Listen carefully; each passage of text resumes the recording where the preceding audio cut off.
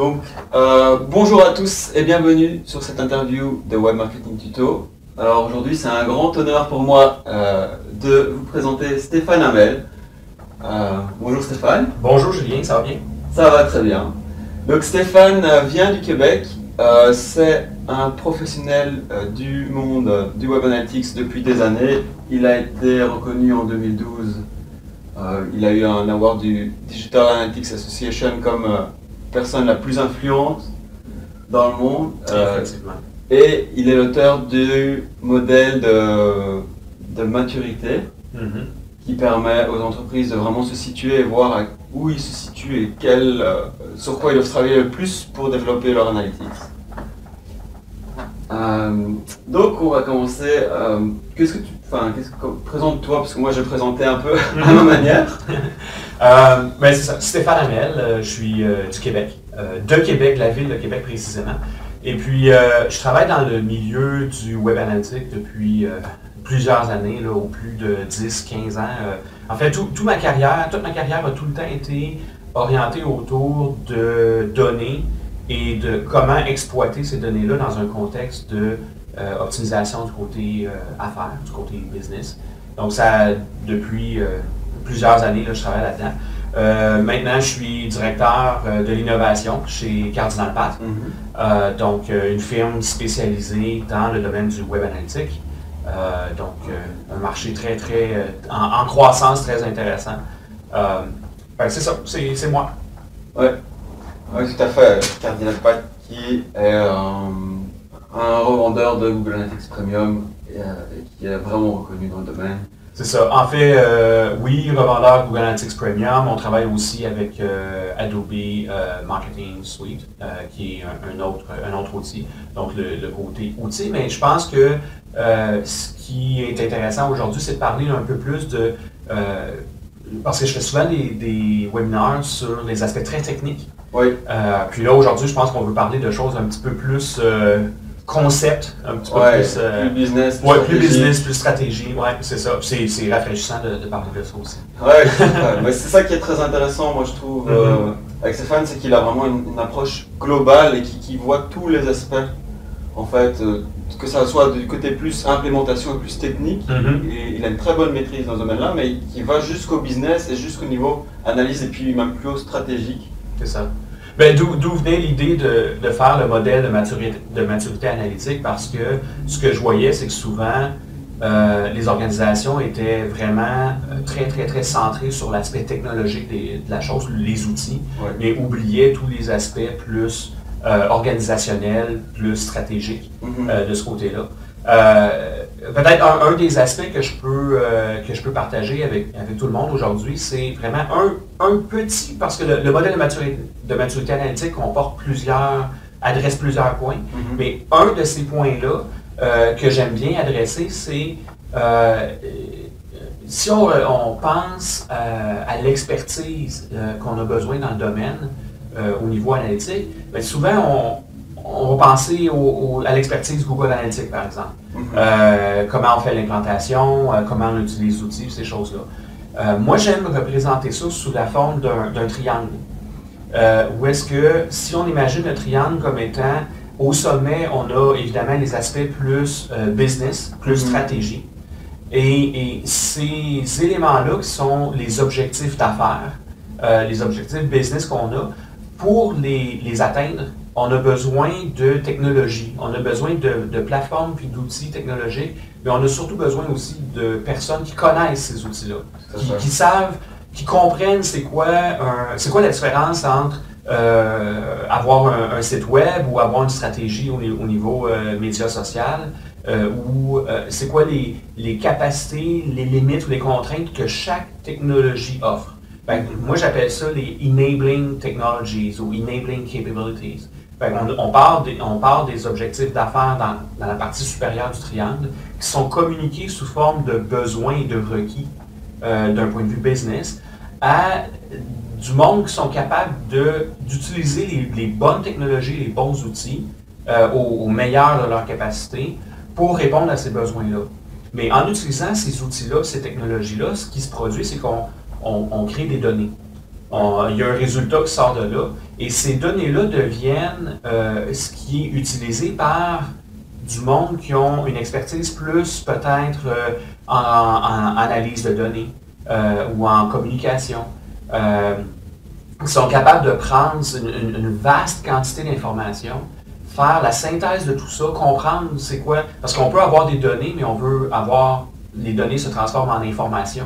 L'information se transforme en connaissance. Fait qu'on veut... Les outils technologiques nous donnent des données. Ouais. Ils ne nous donnent pas la connaissance. Ouais. La connaissance, c'est encore l'humain qui l'a, c'est encore l'expertise qu'on a. Fait à partir de ces données-là, comment je peux les transformer en information et en connaissance pour venir alimenter le haut de ma pyramide, Ouais. qui va être un retour à la business, à l'aspect business. Ouais.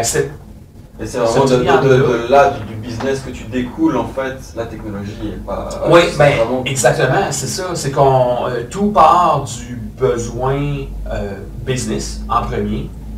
La capacité de répondre à ce besoin-là avec des technologies qui vont venir alimenter ensuite les connaissances qu'on a de ce qui se passe avec les connaissances au niveau Web Analytics. Ça peut être,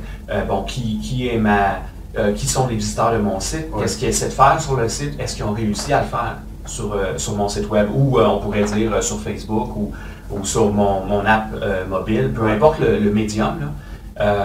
C'est ce triangle-là qui est la clé de départ. Puis ce qu'on se rend compte, c'est qu'avec l'évolution du marché, avant, on était capable d'avoir une seule personne qui faisait tout, qui pouvait autant s'occuper de définir les objectifs que de gérer le site web, faire les analyses, puis optimiser. Mais le domaine est rendu tellement vaste, tellement complexe, que ce que je vois, c'est que habituellement, une personne a un aspect majeur. Fait qu'on peut être très bon du côté business, mais peut-être moins bon du côté technologique. Mm-hmm. On peut être très très bon techniquement, mais peut-être qu'on n'a pas cette facilité-là de comprendre les données puis les communiquer efficacement à la business. Fait qu'on a moi j'appelle un majeur, un mineur, puis une faiblesse.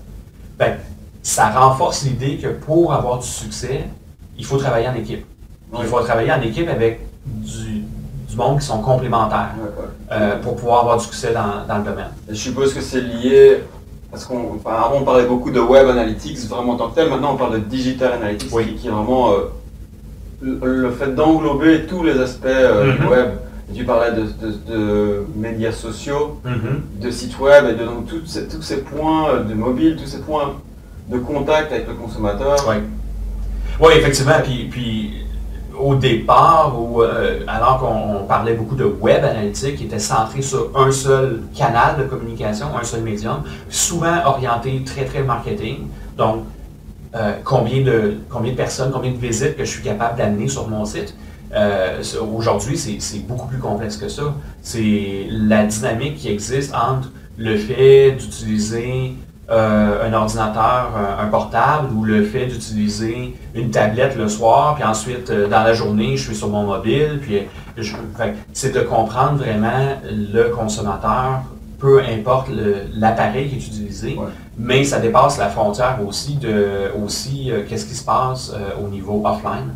De combiner ces informations-là pour avoir une meilleure compréhension puis optimiser mieux aussi. Je suppose que c'est là pour ça que tu mets le business au sommet, vraiment le côté stratégique, de comprendre, en fait, de ne pas utiliser tous ces médiums en silo et chacun, mais vraiment d'intégrer tout ça. C'est ça. Ben, oui, et c'est à quelque part, c'est une question de maturité, encore une fois, parce que si on est moins mature, ce qui n'est pas un défaut, si on est moins mature, à ce moment-là, peut-être qu'on va devoir se concentrer sur un seul de ces canaux-là, puis de faire un bon travail là-dessus. Puis on va gagner, on va optimiser, puis ça va être un succès. Quand on est plus mature au niveau de notre approche, ben là on peut étendre sur l'ensemble des canaux digitaux, mais aussi éventuellement sur ce qui se passe dans le offline pour voir vraiment la boucle complète de l'interaction de nos clients. D'accord. Ben, c'est un sujet.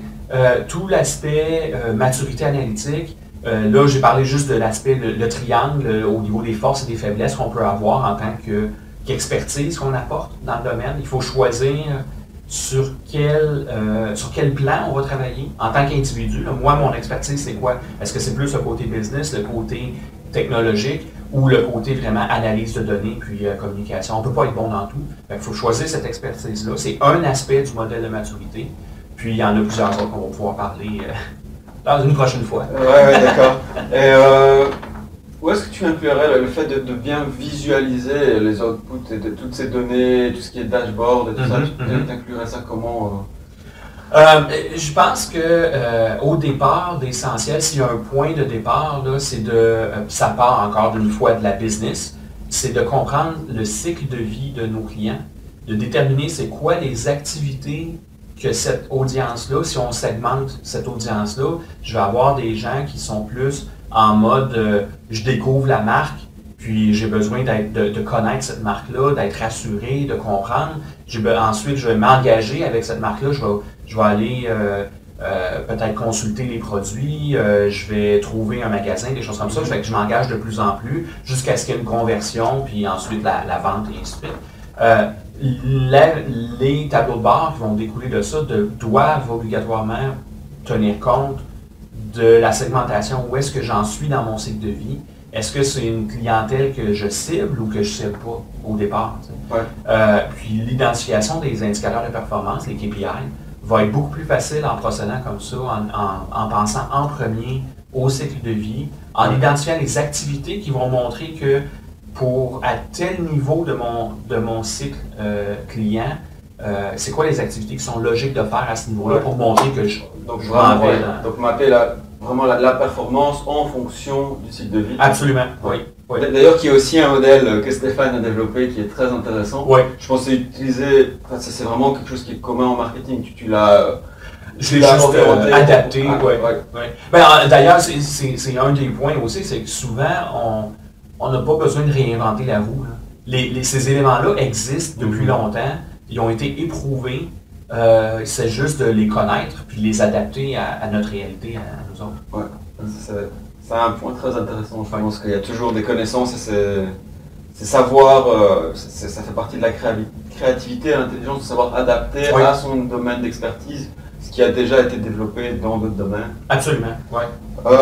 Donc j'ai préparé quelques questions en plus. Et je voulais savoir un peu plus, pour toi, quels sont les essentiels, vraiment quand on commence dans le monde de l'analytics, imaginons une petite firme qui a juste un site web, quels sont les essentiels pour vraiment tirer profit de l'analytics? Je pense qu'on est souvent... les pièges à éviter, je dirais, si je prends la question d'une autre façon, ce serait quoi les pièges à éviter? Je pense qu'un des pièges, c'est de penser qu'on va pouvoir faire comme les pros qui sont très, très, très avancés en criant ciseaux, en espace, avec peu d'efforts. Je pense que pour une plus petite entreprise, il faut garder le focus sur des éléments qu'on peut... en anglais, on dit control, manage and influence. C'est de choisir c'est quoi la zone précise où est-ce que je suis capable d'avoir un contrôle et d'influencer puis d'optimiser cet aspect-là. Souvent, le terme qu'on peut utiliser, c'est optimiser un seul aspect de 1000%. C'est très, très, très difficile, c'est infaisable. Mais par contre, optimiser 1000 petites choses de 1%, c'est beaucoup plus facile. Fait que l'analytique puis l'optimisation, c'est pas chercher l'aiguille dans une botte de foin qui va faire que du jour au lendemain, on va doubler nos ventes. C'est pas comme ça que ça fonctionne. C'est de trouver tous les petits irritants, les corriger un à un, puis ça va s'accumuler. Puis au bout de la ligne, on va se rendre compte que oui, ça a une influence sur mes résultats, mes objectifs d'affaires. C'est vraiment, pour une petite entreprise, c'est de vraiment partir sur quelque chose de très précis plutôt que de s'éparpiller dans plein de choses. D'accord, ouais. Et qui est vraiment aussi dans l'idée d'optimisation continue. Absolument, oui. Même si on n'a pas le temps d'y aller tous les jours, une fois par semaine ou quelque chose comme ça, et vraiment voir comment les performances évoluent, qu'est-ce qui fonctionne, qu'est-ce qui ne fonctionne pas. Surtout si on a suivi l'idée de commencer avec les objectifs d'affaires, avec le côté vraiment plus business, avec la compréhension du cycle de vie de notre client, on est capable de dire que pour le prochain mois ou les 3 prochains mois, je vais garder le focus sur un aspect précis, une activité online que je vais mesurer, comprendre, optimiser, puis je vais travailler là-dessus. Après un certain temps, une fois que je vois que oui, j'ai amélioré cette chose-là, ou peut-être même que j'ai pas été capable de l'améliorer, mais là, je vais choisir un autre cible, je vais prendre le temps, 1 mois, 2 mois, 3 mois. Fait que pas des objectifs sur 1 an ou sur 2 ans, c'est pas réaliste. Ouais. Mais des choses qui sont assez petites que si en dedans de 1 à 3 mois maximum, j'ai pas été capable de l'optimiser ou j'ai pas trouvé une façon de l'optimiser,